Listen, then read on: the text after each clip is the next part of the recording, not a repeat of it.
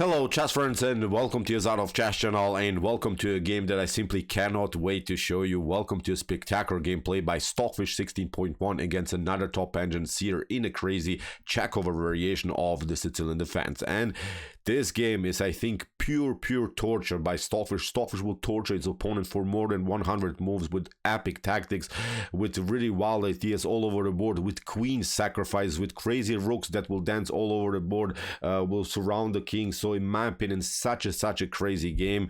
Put your seatbelts on and enjoy again in the wild attack by the latest version of Stockfish, by the powerful Stockfish 16. So let's dive now into the game. Here with the white pieces, the fish open with the move e4. We have c5, the Sicilian, knight to f3, d6 modern stuff, d4, c takes d4, and now you could of course take with the knight, which is still I think the best approach, but now Stockfish plays a very interesting line, plays now queen takes d4, the so-called Chekhover variation. And actually, when you think about it harder, the Chekhover variation is more natural when it comes to basic principles in chess, because in chess the one principle says that you should not play with the same piece twice in the opening stage. If you of course take with the take the pawn with the knight, then you have broken the rule. Now queen takes d4 meets I think more with principle chess, but of course the queen gets a little bit exposed, can be of course vulnerable to now attacks by black. Here what should now black do? I've marked this queen to d4 as an interesting choice, not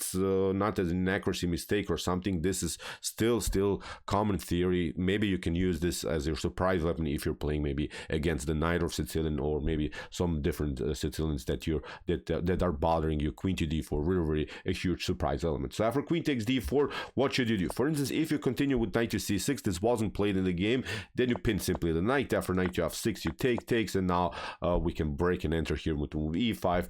Nothing also lost for black, but this is one method I think that works here for white. For instance, if you cover here with the move of bishop to d7 after knight to c6, then we simply play queen to d3, rook to c8, and now you play in a certain, it's not of course the same, but in sort of a Marozzi bind structure idea here, when of course the c pawn is traded off for the d pawn, and we build now this c4 e4 setup, getting our spaces here in the center of the board. So this is I think a decent approach also here for white. So after queen to d4 here, knight to f6 was played. I think we have solved now at least for a little bit this problems after move knight to c6. So after knight to f6, here Stockfish continues of course with knight to c3. Seer continues with a6, wants now finally to play the move knight to c6, and here with move a6 of course the move bishop to b5 is not working. Stockfish continues with bishop to g5, knight to c6, the fish drops back to d2, and now e6. I would say pretty equal position. So I would say really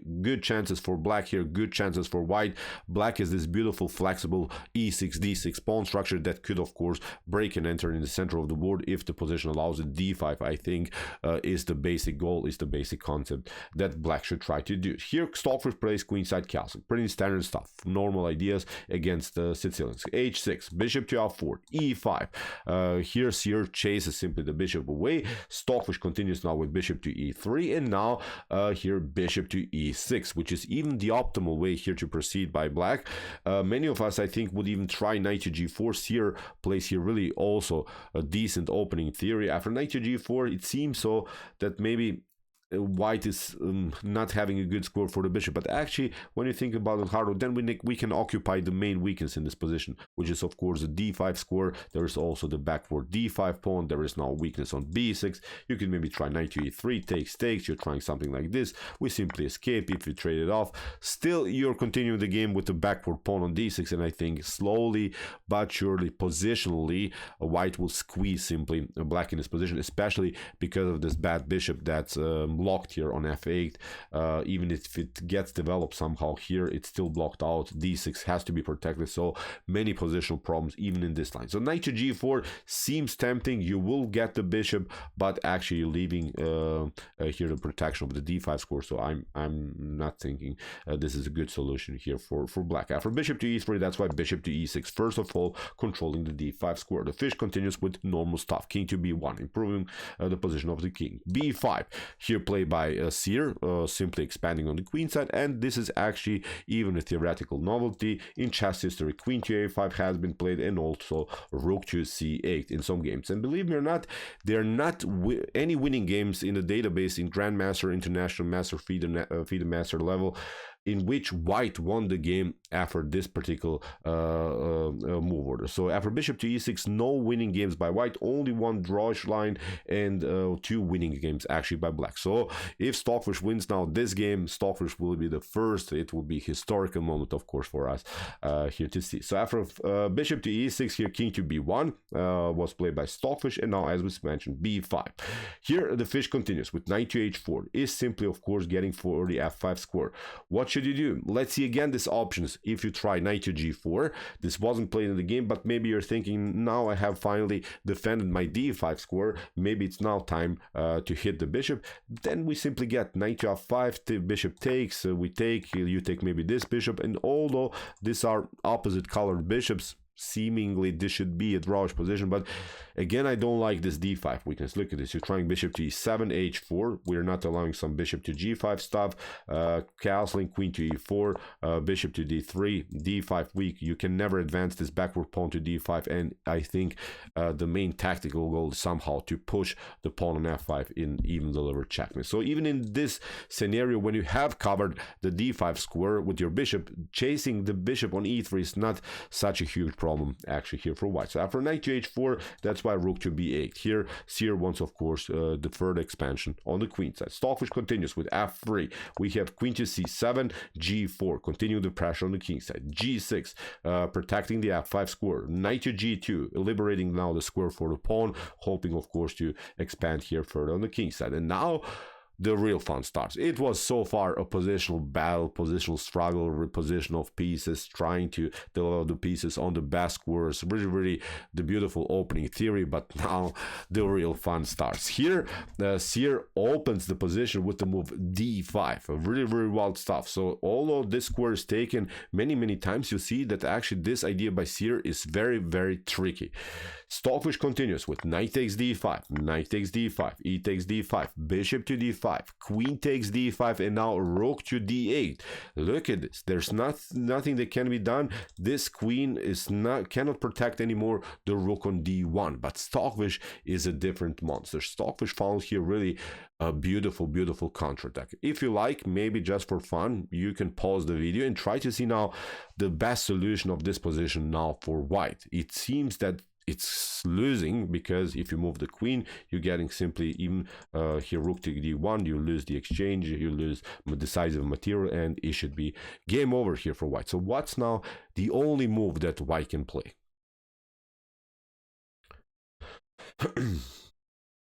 Okay, here the fish found the beautiful knight to f4. Really wild stuff.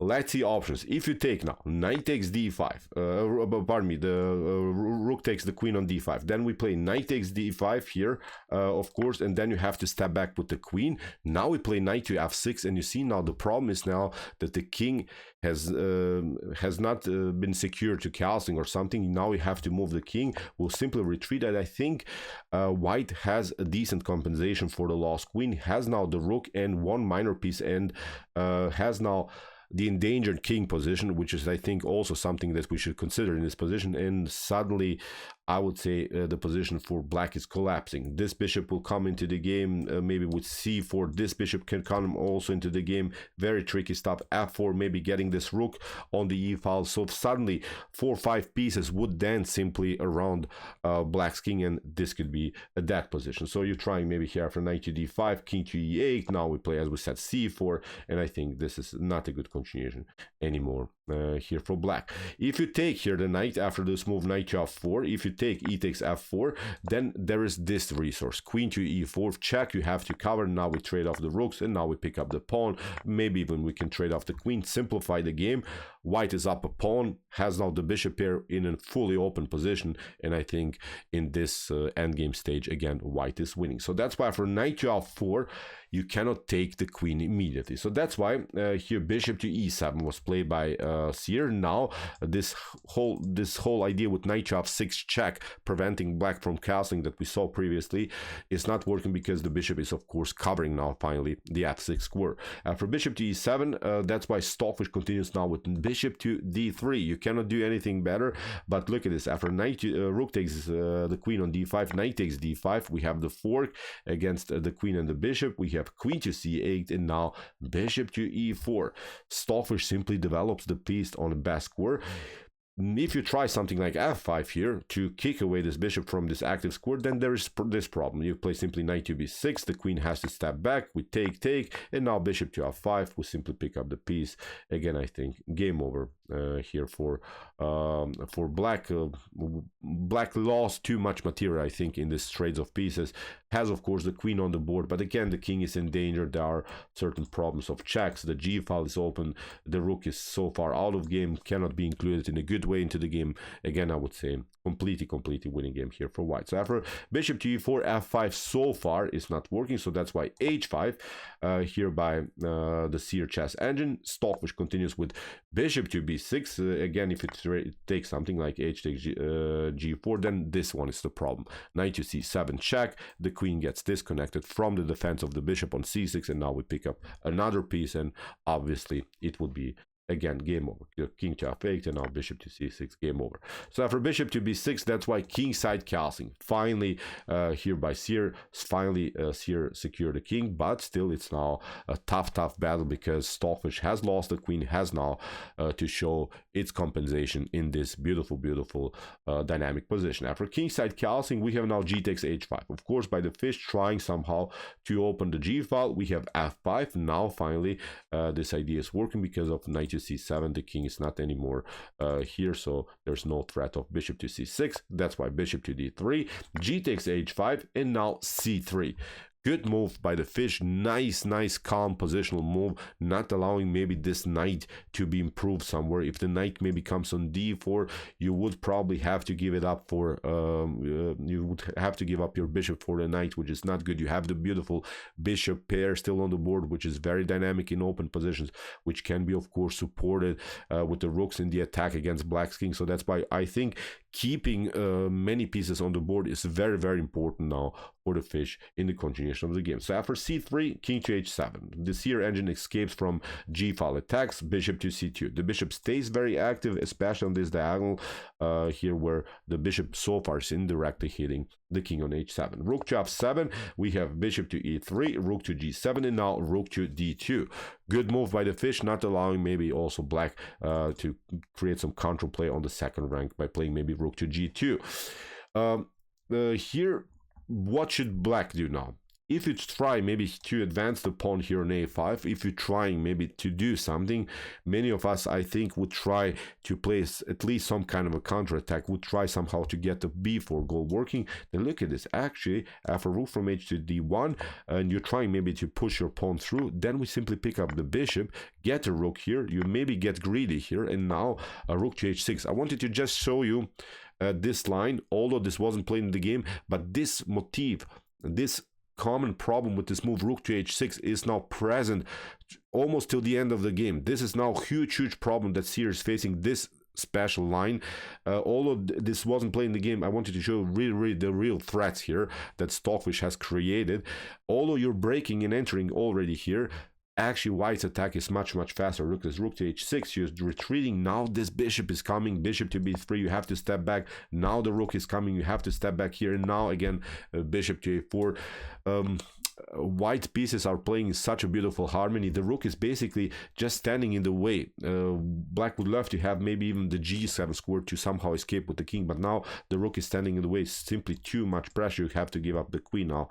Obviously, game over here for black. So you see, after rook to d2, preparing here the move b4 is not working. So that's why here Seer immediately played b4, trying somehow open the position somehow in front of white's king to create at least some kind of a threat. Stockfish says, okay, I will take out the bishop. You have to accept. Knight to e7. Stockfish takes, and Seer saw this particular line. Tries, of course, to pick up the pawn on f3, and now finally get its pawn back that Seer previously sacrificed with the move b4. Of course, tries to play queen takes b4. We have rook to f1, protecting this one.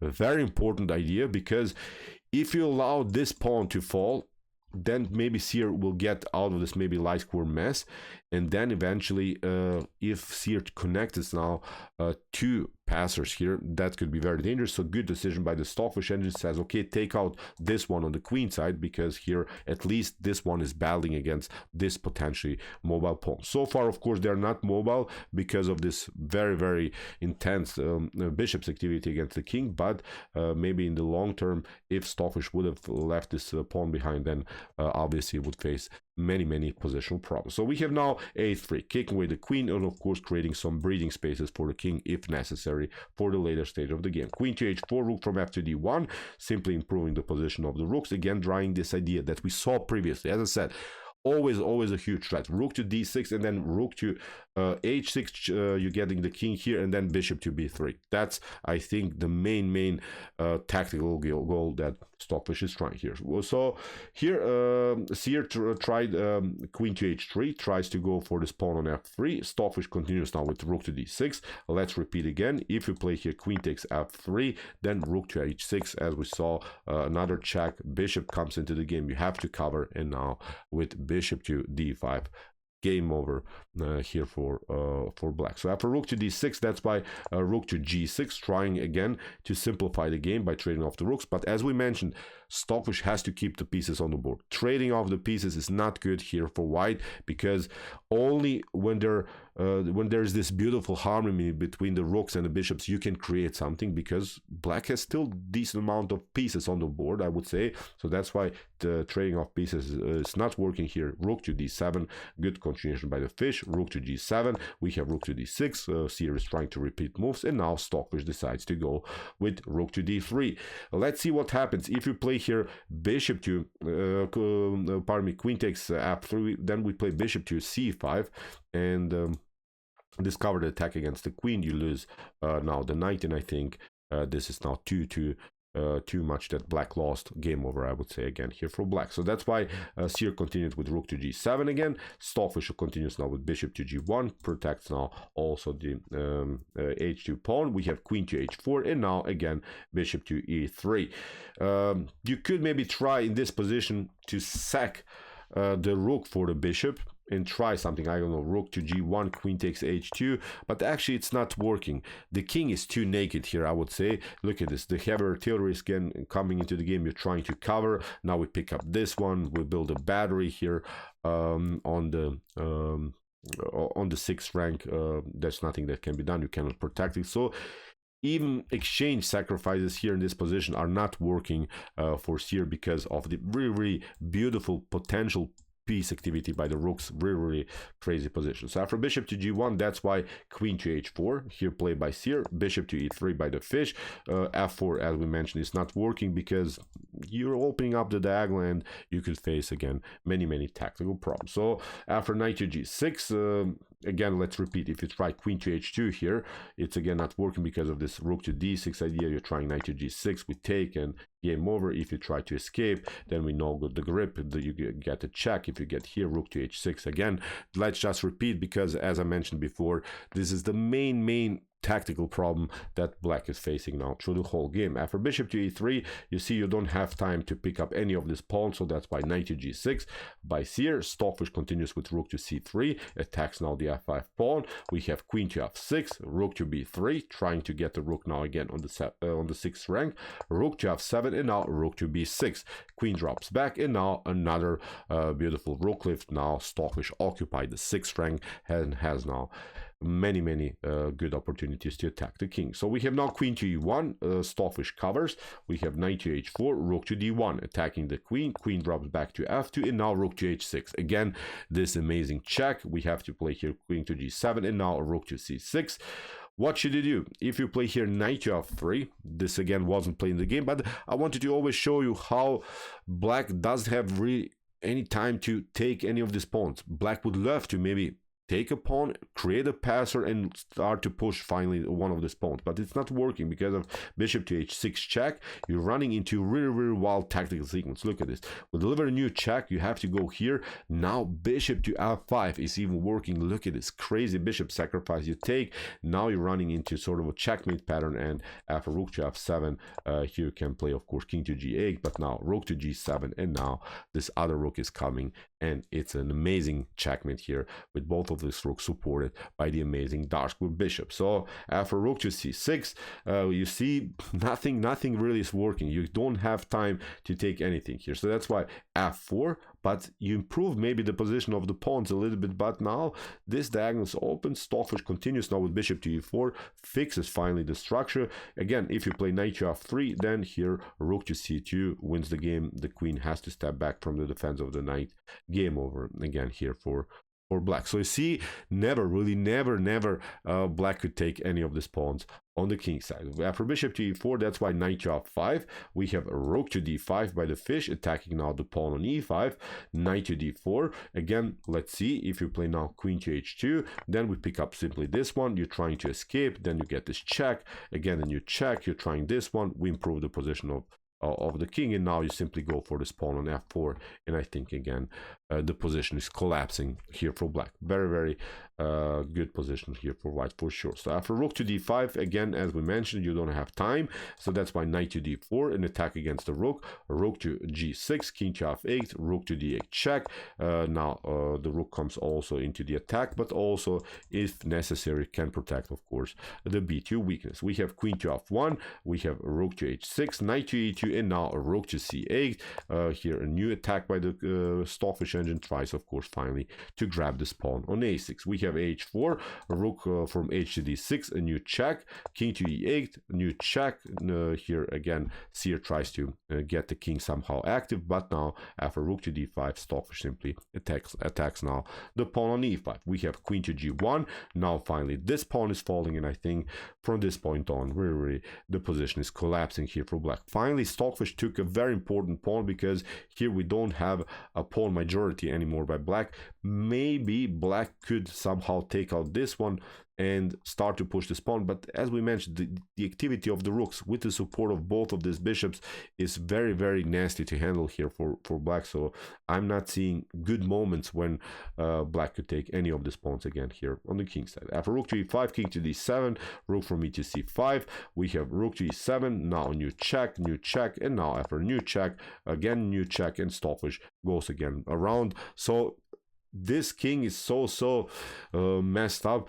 After rook to g6, again now there is no check by white. Maybe you could try to take it now, but look at this, again it's not working. We'll simply again deliver a couple of checks, but now you could include even this bishop into the game, because the queen has left now the attack on the first rank. You may be trying something like a5 to protect it, but now we simply get the king out of the first rank. No good checks by black are possible, because if you don't react correctly, you could also run maybe into some wild stuff. Look at this, after a5 you could maybe try to take out this one, but this is not working because of some dangerous checks here by black on the back rank.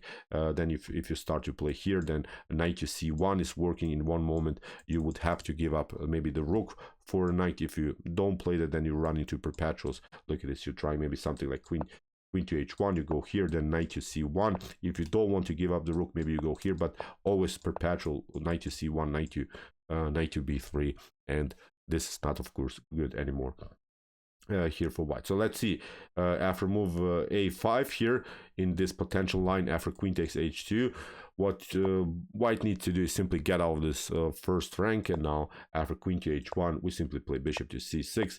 Now we deliver check, again bishop to e4, and now finally, when there's no good check by the knight, now we can finally take out this pawning again. I would say game over here for black. So after rook to g6, so that's why Again, Seer didn't take out now the pawn, because then, as we mentioned, Stockfish would simply get out of this first rank mass that, of course, the queen is holding so far. After rook to g6, we have queen to d4, new check, king to f8, new check. Again, Seer is trying to do some perpetuals. Rook to g8, king to e6, rook to c6, and now simply again keeping everything compact, keeping everything glued together.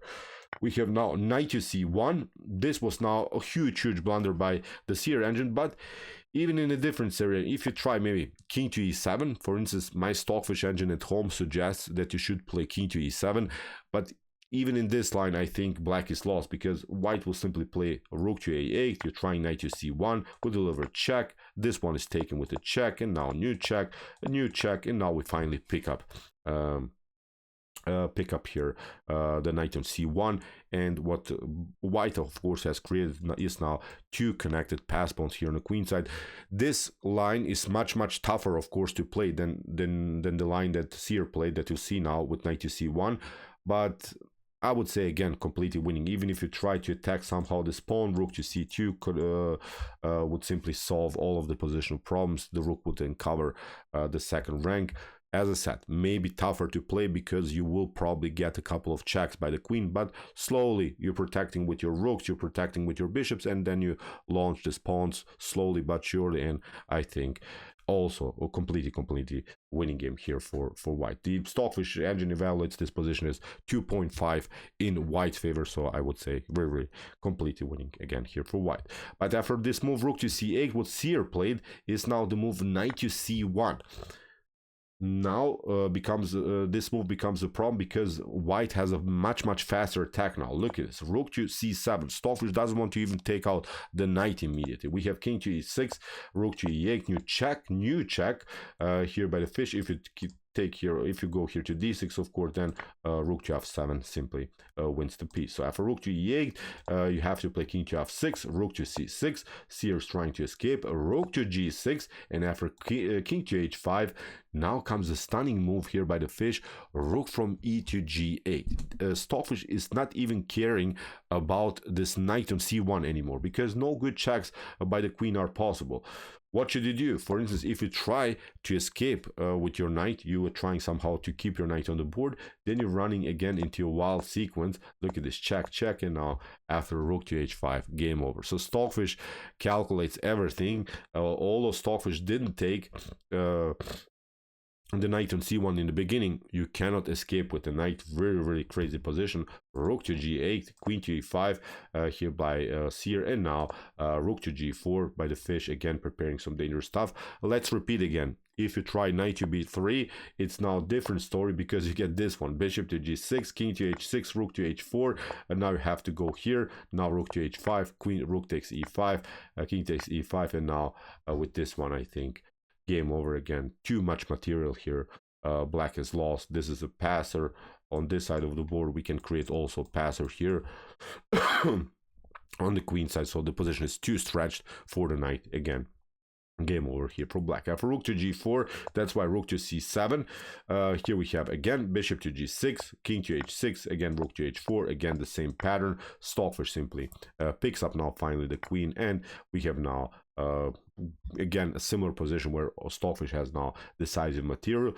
Now comes another beautiful move here by the fish, a bishop to c2. Good move here by the fish, because now suddenly here Seer doesn't have any more squares to escape.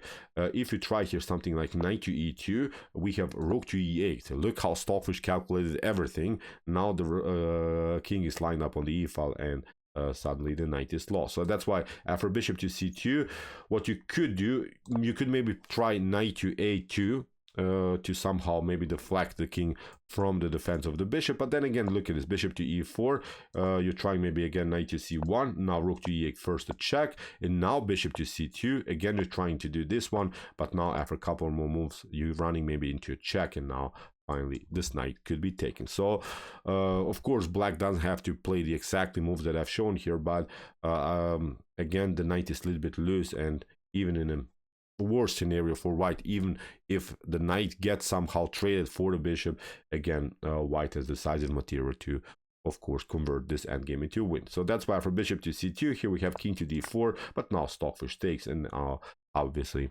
game over here for black. Let's continue. The game was played till checkmate after rook to c5, rook to h8, rook to g5. Stockfish pushes the pawn further, covers with the bishop, again simply pushes the h pawn. We have king to d2, rook to f2, doesn't matter. Bishop comes here into the game. Stockfish again covers, and now simply pushes the pawn further. Black has to go behind. We have now this one, promotion. Of course, the rook is lost. Stockfish grabs another pawn, grabs all, simply push the pawn here on the b file.